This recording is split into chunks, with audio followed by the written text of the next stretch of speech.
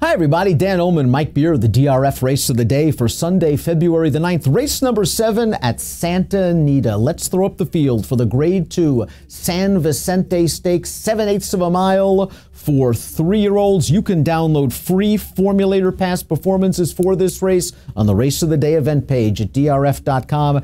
Access them, handicap along with us. Couple questions I have for you, Mike.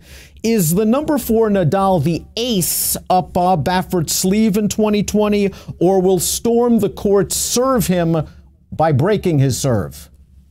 I see what you did there. It's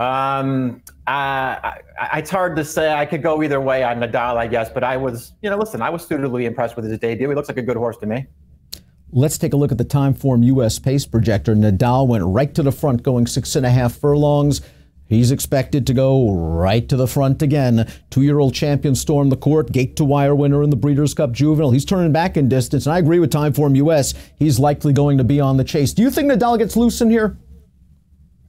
He's pretty fast. We'll see. He didn't, the one thing I will say is in his debut, he did have the rail. He didn't break that great in that race, but he had very easy speed once he got into gear.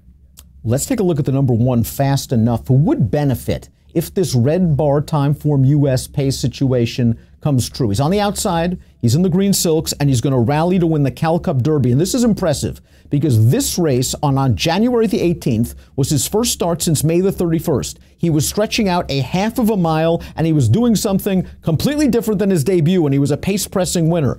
I think this horse has some talent. I agree with that. I like both of his races. To do what he did off of that layoff, stretching out in distance like that, I think it says a lot about him. He came wide in that race too. And actually, it was close at the finish game, but he had it measured at the end. He actually won that race pretty easily, I thought. This is a nice horse. All eyes are going to be on Nadal, but his doubles partner in here for the Baffert barn is the number 2, Ra'ad, who won over a wet track last time out at Los Alamitos. Let's watch that race. It is obviously a wet track. But let's also watch Ra'ad storm down the center of the track. He's going to nail this leader, and not only nail him, he's going to run him away from this field at the end. This is a very impressive 3/16 of a mile bid. Now, it looked like he beat a field of turf horses. The runner-up came back to win a maiden special on the grass with an 81. But I like the way this big colt is striding out at the end. I do too. It's a visually impressive maiden win, that's for sure. It didn't come back fast. He probably didn't beat a good field. And he did not run well in his debut when you go back and look at that race. So there are things that you have to be concerned about with him. But that was a visually impressive win. I'm not going to be surprised if he takes a step forward.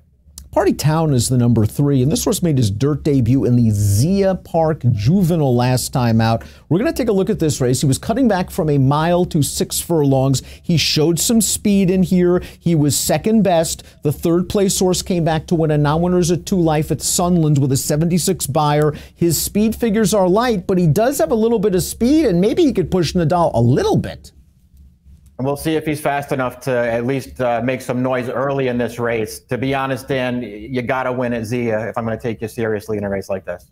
The number 4 is Nadal, the $700,000 son of Blame, bet down to 6-5 for his debut for Bob Baffert. He went right to the front, and he just improved his position. You can't fault this race from Nadal, 98 buyer speed figure. I'm not sure what he beat.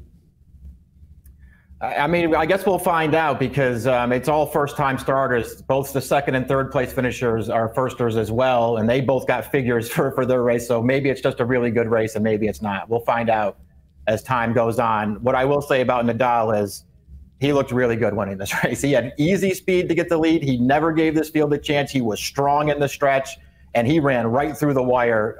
This horse looks pretty good to me. And lost in the shuffle amid all the buzz surrounding Nadal is your Breeders' Cup Juvenile winner, your champion Storm the Court. If you look at Storm the Court's overall form, really there's nothing wrong with him. Here in the Breeders' Cup, he was able to get to the lead on a track with on a race where there were several notable no-shows, and it appears he's just waiting for someone, anyone, to come get him in the stretch. No one gets him. Let's give him credit for being game, and the runner-up has proven to be a nice horse. Anno Deor came back to run second in the Los Al Futurity with a 91 buyer speed figure, but his overall body of work is good. He's won sprinting. The Del Mar Futurity is a throwout when he lost his jockey, and I think in the American Pharaoh, that racetrack was favoring speed, and he tried to come from out of it. Yeah, he ran okay in the American Pharoah for sure. He was really trying in that race too. At the end, he was really no match, but he was trying at the end of that race. He's a very game horse. Obviously, you can't take the Breeders' Cup Juvenile and hold it against him, even though other horses had excuses and he didn't. Listen, he ran the race that he ran, and he's a Grade 1 winner now. We'll see what we get off the layoff here. It does feel like he's up against it in this race. When you see a horse like this returning in a sprint, and you know that the main goal here is the first Saturday in May, do you really believe that the connections are simply using this race, this is not a points race, as a prep for something down the road, and that he might not be completely cranked up? Yeah, I could buy into it for sure. I mean, it seems like nobody does that anymore, but that's how the game used to be played. You used to bring him back, give him a race, and then stretch him out, and maybe that's what Peter Eurton's doing here. I wouldn't argue with him if that's what his plan was. Turf to dirt for Ginobili, who was fourth last time out in the Speakeasy Stakes.